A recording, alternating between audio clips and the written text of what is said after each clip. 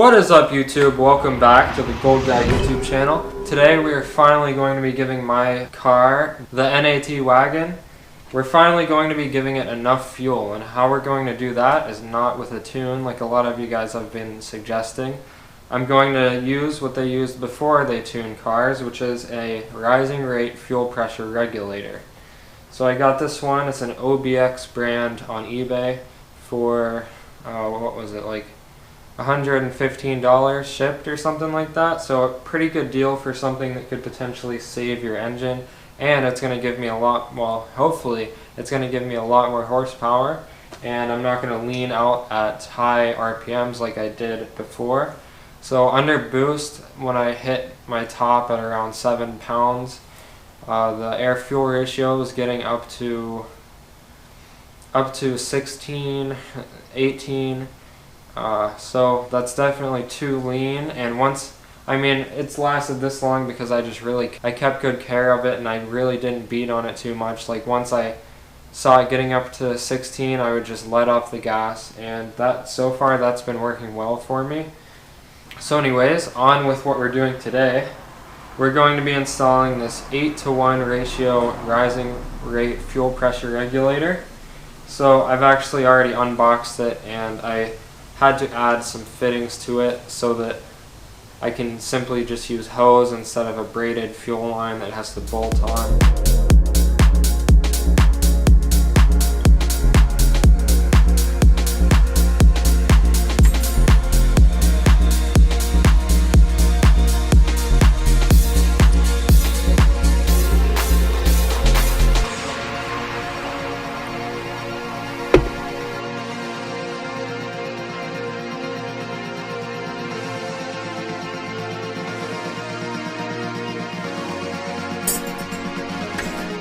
So here's everything I'm going to need for this install right next to me.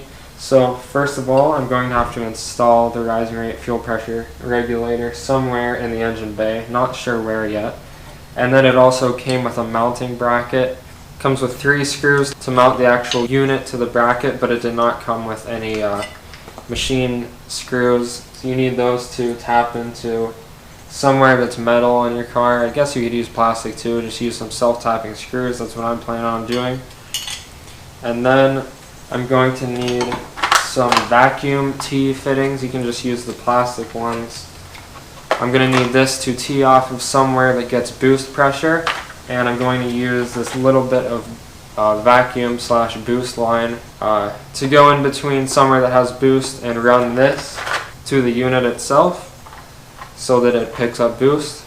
And then I'm going to need a little bit of fuel line, 5/16 fuel line, perfect for what I need. And then I'm going to need some hose clamps to finish off the job. So that's pretty much it, guys. Alright guys, so first of all, we're going to need to actually find a mounting location for the unit. So here is the stock fuel pressure regulator right here. We're going to need to tap off of this. So we're going to want to put this somewhere near this little thing to minimize all the unnecessary hose length. I just want to keep it nice and close. So let's see what we've got down here.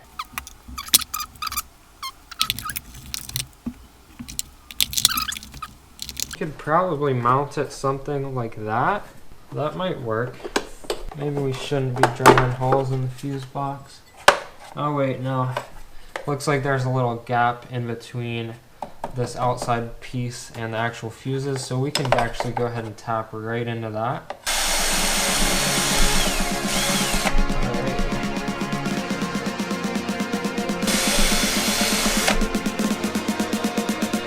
Alright, that's on there.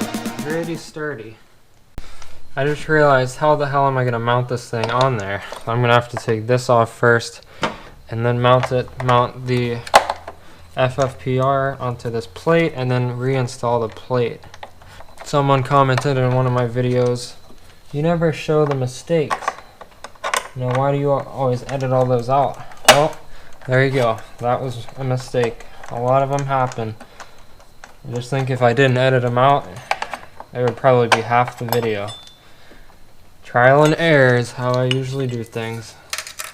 So there you go.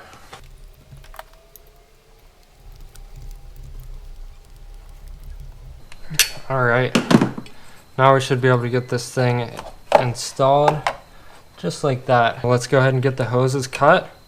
Alright, so couldn't find the fuel pump relay. Instead, I'm just going to remove the battery negative cable, and I'm just going to pull this hose off. I'm going to do it while holding onto a rag to avoid spraying. Hopefully that'll do the trick. There we go. There we go. There was not much pressure in there at all. Alright, and so how this thing works, you put boost pressure into this fitting on top, and that lets the unit know how much fuel to regulate. So I've got my boost gauge line right here. I'm going to cut that, put this T fitting in, and then run a bit of boost line to this unit, and we should be good to go.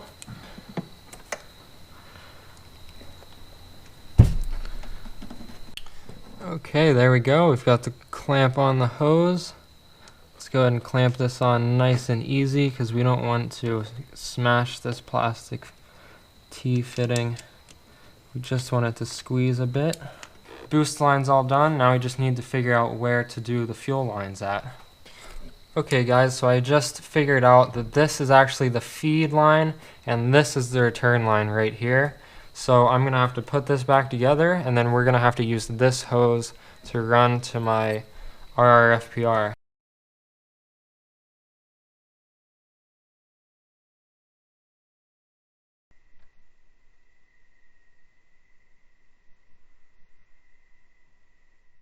Alrighty guys, so 2 days later, giving you an update. I totally had that thing hooked up completely wrong. I had it hooked up on the feed line, the feed fuel line, when in reality it was supposed to be hooked up in the return line right after the stock fuel pressure regulator. Let me show you guys what I'm talking about. So here we've got the stock fuel pressure regulator, and this is the return line. So the gas is coming back from the injectors and going through the regulator and going back, well, it was going back to the gas tank, but now I've redirected it right to the feed side of my FMU. It's going through there, and then it is going on the return, out of the return side, which is the bottom of the FMU, and that is running back to the gas tank. And I just hooked that up with a nipple fitting right there. Got a few different elbows. I kind of spun that around and got an elbow for the bottom instead of a straight output, so that it's not, so the hose isn't kinked. We gotta have a formal sit down talk about this, guys. If you really watched this video, then you saw that I made all kinds of mistakes. A lot of times I edit all those out because that doesn't make interesting content. But now I kind of look at it differently. I see it as my failures can motivate you guys, and I really want the theme of this video to be, don't let your failures stop you. Never give up, and even if you mess up, just try it again. You know, you can't be worried about doing things wrong. Pretty much for this video, I installed the rising rate fuel pressure regulator. It's an 8-to-1 OBX. Well, based off of the AFR reading from my OBD2 app, it really does not help that much. It's still leaning out, and I think the problem is more with the ECU not knowing what to do when the car hits boost. So, as a lot of you guys have suggested, and I just found out that I can actually do this to my car for pretty much free, I'm gonna just tune, I'm gonna just tune my car. I bought some, get the hell off there, bug. I got some bigger fuel injectors, and I bought a manual cord that lets you plug your computer into your OBD2 port. Stay tuned for that video. I have no idea what I'm doing in the world of tuning. It's going to be crazy. I'm going to have to do a lot of research, and you guys are going to watch me hopefully tune my car electronically through the ECU, which is what I should have just done in the first place. But hey, I like tinkering around with stuff, so if the tune goes good, I'll be selling this OBX rising rate fuel pressure regulator setup.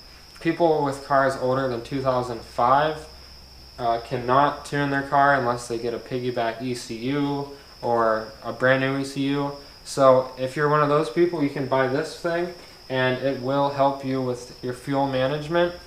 8-to-1 is better for MAF cars, so if you have a MAF car, you might want to get a 12-to-1. But you can do your own research on that, guys. So anyway, thank you so much for watching another Gold Guy production. Hope you guys enjoyed watching me fail over and over again. Comment, like, and subscribe for more fails, and I'll see you next time. Peace out.